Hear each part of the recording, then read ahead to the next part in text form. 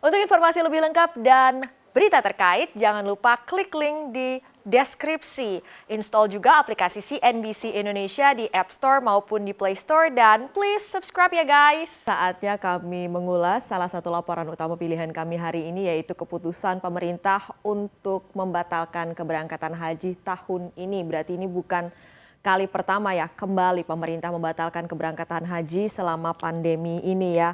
Mungkin dalam benak kita ada yang berpikir, wah antrian haji akan semakin panjang dong kalau demikian. Kemudian juga ada yang bertanya seperti apa dengan dana haji yang sudah disetorkan kalau misalnya tahun ini tidak jadi berangkat.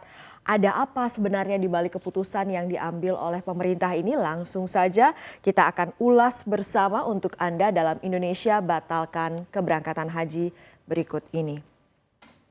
Ya, kita dengarkan ini kemarin adalah statement dari Menteri Agama Yakut Khalil Qomas yang menyebutkan bahwa pemerintah Indonesia melalui Kementerian Agama telah menerbitkan Kepmenak nomor 660 tahun 2021 tentang pembatalan keberangkatan jamaah haji pada pemberangkatan ibadah haji 1442 Hijriah 2021 Masehi. Jadi menurut Menteri Agama Yakut Khalil Qomas, keputusan ini diambil berdasarkan kajian yang mendalam dan setelah melakukan konsultasi dengan DPR karena memang di masa pandemi ini serba tidak pasti ya, tidak ada juga jaminan bahwa jamaah haji akan bisa bebas dari bahaya dan risiko yang mengintai selama menjalankan ibadah haji. Terpaksa meskipun dikatakan ini adalah sebuah keputusan yang pahit, diambillah keputusan ini membatalkan keberangkatan jamaah haji.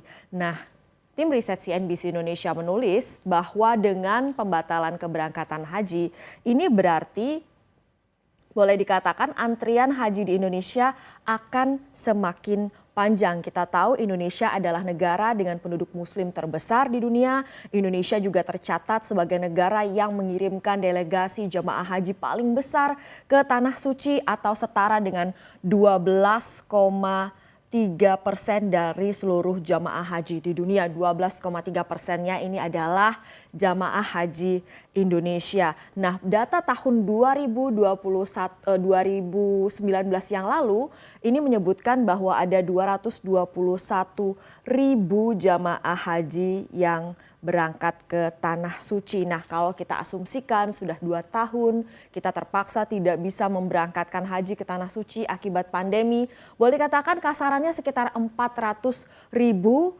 jamaah haji yang harusnya bisa berangkat kalau tidak ada pandemi, karena pandemi jadi tidak bisa berangkat. Ini otomatis memperpanjang lagi antrian haji. Kalau kita tahu nih sebenarnya di tiap-tiap provinsi kan memang lama antriannya itu berbeda-beda ya. Tapi kalau misalnya kita rata-rata nih berdasarkan kajian dari tim riset CNBC Indonesia, ini 21,3 tahun ya ini untuk rata-rata antrian untuk naik haji di Indonesia. Nah, kalau tadi ada tambahan lagi, ada sekitar 400 ribuan jamaah haji yang harusnya berangkat tapi tidak jadi berangkat gara-gara pandemi, maka ini akan memperpanjang masa antrian untuk jamaah haji menjadi sekitar 23 tahun. Wah, semakin panjang lagi ya perjuangan para jamaah haji Indonesia untuk bisa menginjakkan kaki dan melaksanakan ibadah di Tanah Suci.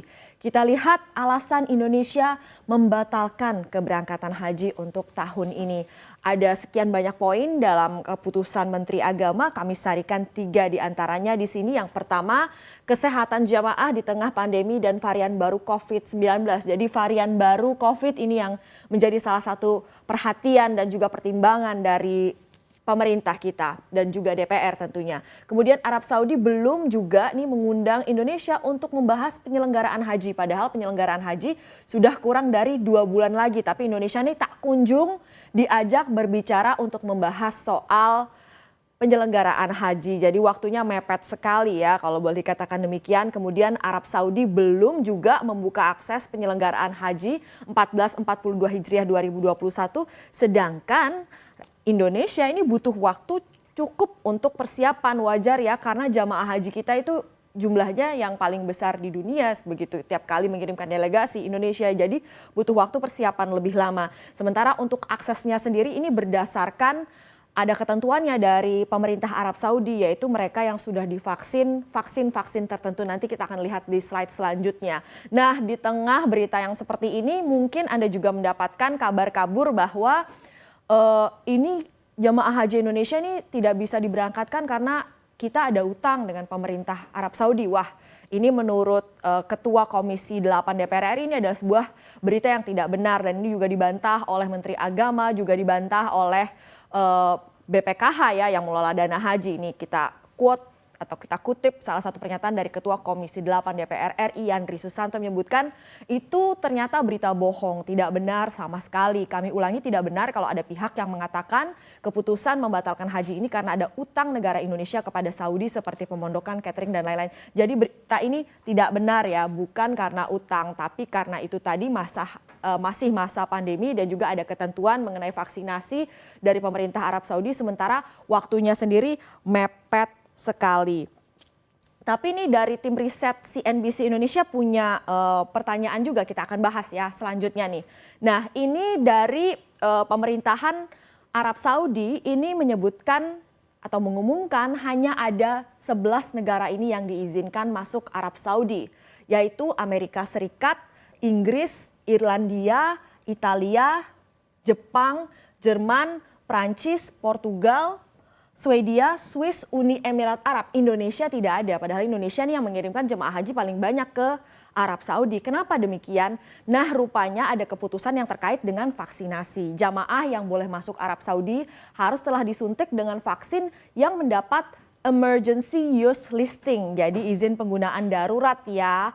Emergency Use Listing Procedure dari WHO. Nah, vaksin-vaksinnya disebutkan di sini adalah Pfizer, Moderna, Johnson & Johnson, dan AstraZeneca. Nah, sementara kita sendiri pakai AstraZeneca masih kecil sekali persentasenya. Kemudian Indonesia itu kan banyaknya kita tuh divaksinasi dengan Sinovac atau Sinopharm. Tapi padahal nih baru aja WHO tuh mengeluarkan sebuah keputusan yang mungkin banyak ditunggu-tunggu oleh warga Indonesia yang punya impian, kerinduan untuk bisa ke tanah suci seperti itu melaksanakan haji. Karena apa? Karena Sinovac dan Sinopharm nih akhirnya mendapatkan emergency use listing dari WHO pada 2 Juni 2021 lalu. Sempat ramai pemberitaan, wah apakah ini harapan kita akhirnya bisa berangkat. Tapi ternyata sudah keluar ya keputusan pemerintah bahwa tidak ada keberangkatan haji untuk tahun ini. Nah, mungkin ada yang berpendapat seperti ini, apakah keputusan ini sebenarnya terlalu prematur atau terlalu dini? Kenapa pemerintah Indonesia tidak mencoba melobi pemerintah Arab Saudi dulu? Toh kita ini punya posisi daya tawar yang cukup besar juga karena kita adalah negara dengan penduduk muslim terbesar di dunia. Kita mengirimkan jamaah haji paling banyak dibandingkan dengan negara-negara lain. Seakan-akan kalau kita sudah memutuskan membatalkan keberangkatan haji ini kita sudah mengibarkan bendera putih terlebih dahulu seperti itu. Kenapa misalnya nih tim riset CNBC Indonesia menulis kenapa pemerintah Indonesia tidak mencoba melobi pemerintah Arab Saudi seperti yang dilakukan oleh Malaysia. Nih Malaysia tengah melakukan lobby-lobby dengan menjanjikan kepada pemerintah Arab Saudi untuk jemaah haji yang akan diberangkatkan ini akan disuntik menggunakan vaksin-vaksin yang sudah sesuai dengan ketentuan oleh pemerintah Arab Saudi yang mereka inginkan, yaitu Pfizer, Moderna, Johnson & Johnson, AstraZeneca. Atau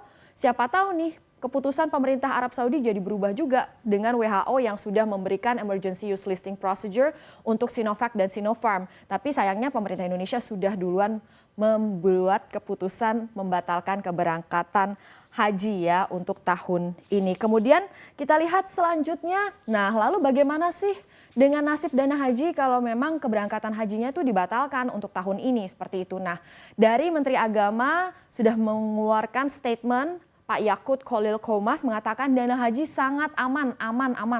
Sampai berapa kali amannya ya. Oleh karena itu kami mohon kepada calon jemaah haji tidak perlu risau, tidak perlu gundah gulana. Intinya uang yang Bapak Ibu setorkan itu sangat aman. Nah, dana hajinya dikelola oleh BPKH ya, dan juga pengelolaannya sudah sesuai dengan kaidah-kaidah keuangan syariah seperti itu, dan dana pengembangan nilai manfaatnya itu digunakan untuk memberikan subsidi antara setoran dana haji dengan biaya real untuk penyelenggaraan haji yang biasanya memang ada selisih di situ. Jadi kita lihat nih ada opsinya dua menurut Menteri Agama. Kalau memang tidak jadi berangkat, ini dananya bisa diambil jamaah atau berarti melakukan pembatalan ya, atau tetap di bawah pengelolaan BPKH. Kita dengarkan statement dari BPKH seperti apa yang terupdate untuk dana haji per 2020. Nah, dana haji ini menurut catatan dari BPKH ada 196.865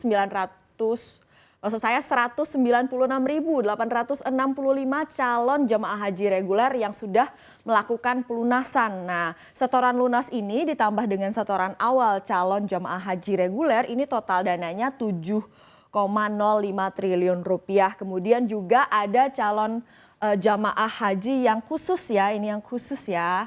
Jadi setorannya juga pakai dolar. Ini ada 15.084 calon jamaah haji khusus yang melakukan pelunasan. Jadi setoran lunas ditambah dengan setoran awalnya ini totalnya adalah 120 juta USD. Nah, ini semuanya dikelola oleh BPKH. Jadi tadi dikatakan meskipun tidak bisa berangkat haji untuk tahun 2021 ini, jangan khawatir, dana hajinya tetap aman.